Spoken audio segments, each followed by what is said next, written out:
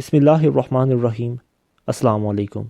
Christina میری بڑی بیٹی اللہ تعالیٰ کی طرف سے میرے نام پہلا پیغام تھی۔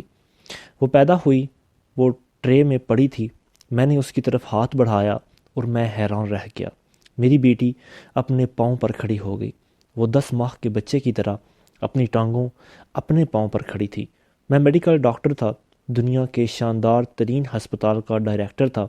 میری پوری زندگی میڈیکل سائنس اور اینتھروپولوجی میں گزری تھی۔ میں جانتا تھا کہ انسان کا بچہ پیدا ہونے کے فوراً بعد اپنے پاؤں پر کھڑا نہیں ہو سکتا۔ ہم انسان آہستہ آہستہ کھڑا ہونا سیکھتے ہیں، مگر میری بیٹی کرسٹیانا پیدائش کے چند گھنٹے بعد ٹرے میں کھڑی تھی اور اپنی چمکدار آنکھوں سے میری طرف دیکھ رہی تھی۔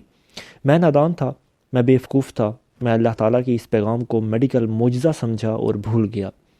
لیکن پھر میرے اللہ نے مجھے دوسری کال کی، اور یہ کال بہت خوفناک تھی۔ میں بے اختیار اس کے سامنے جھک گیا اور میرے اللہ نے مجھے اٹھا کر اپنے سامنے بٹھا لیا۔ یہ ڈاکٹر لارنس براؤن کی کہانی کا ایک حصہ تھا۔ دوسرا حصہ کیا تھا، ہم اس کی طرف جانے سے پہلے ڈاکٹر لارنس براؤن کے بارے میں جانیں گے۔ لارنس براؤن 1959 میں سین فرانسسکو میں پیدا ہوئے۔ خاندان 1677 سے امریکہ میں تھا اور یہ لوگ جدی پشتی عیسائی تھے۔ لارنس براؤن خاندان سے مختلف تھے۔ یہ شروع ہی سے مذہب سے باغی ہو گئے اور یہ ملحد بن گئے۔ دنیا کی 2 بہترین یونیورسٹیوں سے اعلیٰ ڈگریاں حاصل کیں۔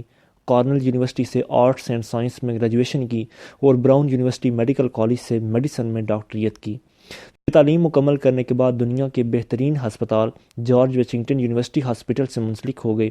یہ ایئر فورس میں بھی رہے اور یہ مشرق وسطیٰ میں میڈیکل ڈائریکٹر اور آنکھوں کے شعبے کے سربراہ بھی۔ یہ جارج واشنگٹن یونیورسٹی ہاسپٹل میں بھی کام کرتے تھے اور یہ ملحد تھے، کسی مذہب پر یقین نہیں کرتے تھے، سائنس اور تحقیق کو دنیا کا سب سے بڑا مذہب کہتے تھے، اور یہ عام محفلوں میں بھی کہا کرتے تھے کہ مذہب قصے، کہانیوں اور داستانوں کے سوا اور کچھ نہیں۔ لیکن پھر ان کی زندگی میں 2 حیران کن واقعات پیش آئے۔ پہلا واقعہ 1990 کے شروع میں کرسٹیانا کی پیدائش تھی۔ کرسٹیانا جارج واشنگٹن یونیورسٹی ہاسپٹل میں پیدا ہوئی اور ڈاکٹر لارنس براؤن نے اس کی طرف ہاتھ بڑھایا اور بچی اٹھ کر اپنی ٹانگوں اپنے پاؤں پر کھڑی ہو گئی۔ میڈیکل سائنس کے پاس اس معجزے کا کوئی جواب نہیں تھا۔ ڈاکٹر نے اس واقعے کو مشکل سی ٹرم میں بدل دیا اور اسے کرسٹیانا سنڈروم کا نام دے دیا۔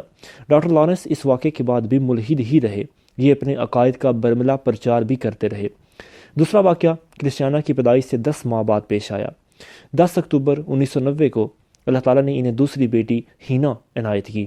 یہ بچی پیدائشی طور پر دل کی خوفناک بیماری کا شکار تھی۔ یہ سر سے پاؤں تک نیلی پیدا ہوئی تھی۔ یہ نیلا رنگ ثابت کرتا تھا کہ بچی کا خون آکسیجن جذب نہیں کر رہا۔ چنانچہ بچی کو پیدائش کے فوراً بعد آپریشن تھیٹر شفٹ کر دیا گیا۔ ایکس رے ہوا، پتہ چلا کہ بچی کے سینے میں دل کی مرکزی آرٹری بند ہے۔ ڈاکٹر لارنس خود ڈاکٹر بھی تھے اور ڈائریکٹر بھی۔ یہ جانتے تھے کہ بچی کی اوپن ہارٹ سرجری ہوگی اور پورا سینہ کھولا جائے گا اور دل کی مرکزی رگ کاٹ کر اس میں عارضی نالی لگائی جائے گی۔ یہ انتہائی مشکل آپریشن ہوگا، بچی اس میں بچ نہیں سکے گی، اور اگر یہ بچ بھی گئی تو نالی زیادہ دنوں تک کام نہیں کرے گی۔ بچی 2-3 برس بعد ایک بار پھر اس تکلیف دہ عمل سے گزرے گی اور یہ اس میں ضرور انتقال کر جائے گی، اور یہ اگر اس میں بھی بچ گئی تو بھی یہ زیادہ برسوں تک زندہ نہیں رہ سکے گی۔ یہ بیماری اسے 5-7 برسوں میں والدین سے چھین ہی لے گی۔ ڈاکٹر حضرات بچی کی اس مقدار سے واقف تھے، لیکن اس کے باوجود ہسپتال نے نیو یارک کا بہترین ہارٹ سرجن بلایا۔ ڈاکٹروں کی ٹیم بھی پہنچ گئی۔ بچی کو آپریشن تھیٹر میں لٹایا گیا۔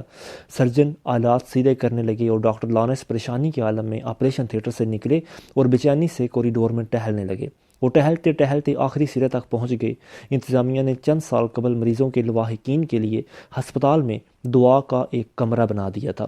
یہ فقط ایک کمرہ تھا۔ کمرے میں دیواروں اور قالین کے علاوہ اور کچھ نہیں تھا۔ لواحقین وہاں آتے تھے اور اپنے اپنے عقائد اور اپنے اپنے مذاہب کے مطابق عبادت کرتے تھے۔ ڈاکٹر لارنس دعا کے کمرے کے سامنے پہنچے، بے اختیار ہوئے، جوتے اتارے اور اندر داخل ہو گئے۔ یہ زندگی میں پہلی بار دعا کے لیے کسی عبادت گاہ میں داخل ہوئے تھے۔ وہ دیوار کے پاس گھٹنوں کے بل بیٹھے، منت کی پوزیشن میں ہاتھ باندھے اور آہستہ آہستہ سرگوشی کی۔ اے خدا، اگر تم ہو تو پلیز میری مدد کرو، مجھے تمہاری مہربانی کی ضرورت ہے۔ میں تم سے وعدہ کرتا ہوں اگر میری بیٹی بچ گئی اور یہ اگر صحت مند ہو گئی تو میں وہ مذہب اختیار کر لوں گا جو تمہیں سب سے اچھا لگتا ہے۔ وہ بار بار یہ کہہ رہا تھا اور آنسو پوچھ رہا تھا۔ یہ سارا عمل 15 منٹ پر محیط تھا۔ وہ 15 منٹ بعد آپریشن تھیٹر میں پہنچا اور حیران رہ گیا۔ سرجن ایک کونے میں پریشان بیٹھا تھا اور آپریشن کی ٹیم حیرت سے ایک دوسرے کو دیکھ رہی تھی، جبکہ بچی اپنا انگوٹھا منہ میں دے کر چمکدار نیلی آنکھوں سے کے ساتھ کبھی دائیں کبھی بائیں دیکھ رہی تھی۔ ہینا آپریشن اور دعا کے بغیر اچانک ٹھیک ہو گئی۔ بچی کا دوبارہ ایکس رے ہوا۔ پہلا اور دوسرا ایکس رے ایک دوسرے کے ساتھ رکھا گیا اور ڈاکٹروں کی چیخیں نکل گئیں، کیونکہ دونوں ایکس رے ایک دوسرے سے مختلف تھے۔ پہلا انتہائی بیمار بچی کا ایکس رے تھا، جبکہ دوسرا ایک مکمل اور صحت مند بچی کا ایکس رے تھا۔ ڈاکٹر حیران تھے، وہ اس معجزے کی وجہ جاننا چاہتے تھے، لیکن ڈاکٹر لارنس براؤن وجہ بھی جانتے تھے اور معجزے کی حقیقت بھی۔ بچی چند دن مزید ہسپتال رہی اور ڈاکٹر لارنس براؤن کے ساتھ گھر آ گئی۔ یہ بچی اس وقت میڈیکل ڈاکٹر ہے اور مکمل صحت مند اور شاندار زندگی گزار رہی ہے۔ ڈاکٹر لارنس براؤن کو ہینا کے معجزے نے یقین دلایا کہ خدا بھی موجود ہے اور یہ انسانوں کو معجزے بھی دکھاتا ہے۔ ڈاکٹر کو اپنا وعدہ بھی یاد تھا، چنانچہ یہ اللہ کے پسندیدہ ترین مذہب کی تلاش میں نکل کھڑے ہوئے۔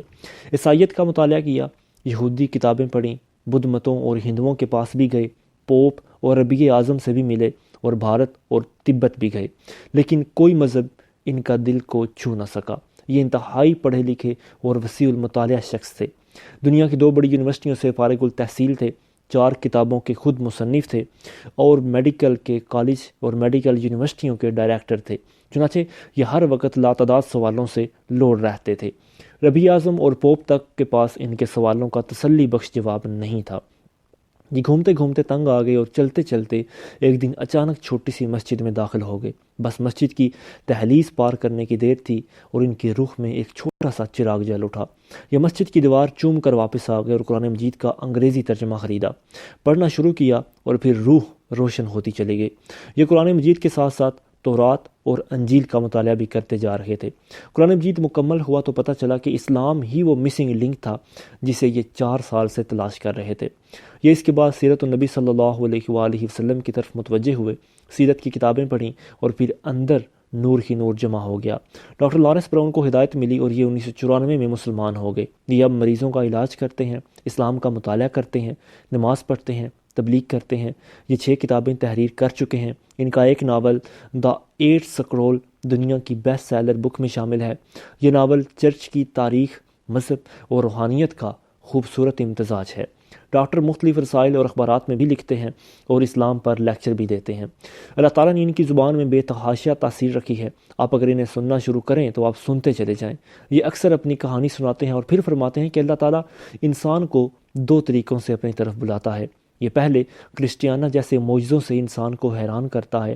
انسان اگر اس پیغام کو سمجھ جائے اور یہ اللہ کے در پر آ جائے تو سبحان اللہ، لیکن یہ اگر اس پیغام کو مسترد کر دے تو پھر اللہ تعالیٰ اسے بلانے کے لیے ہینا جیسی کال کرتا ہے۔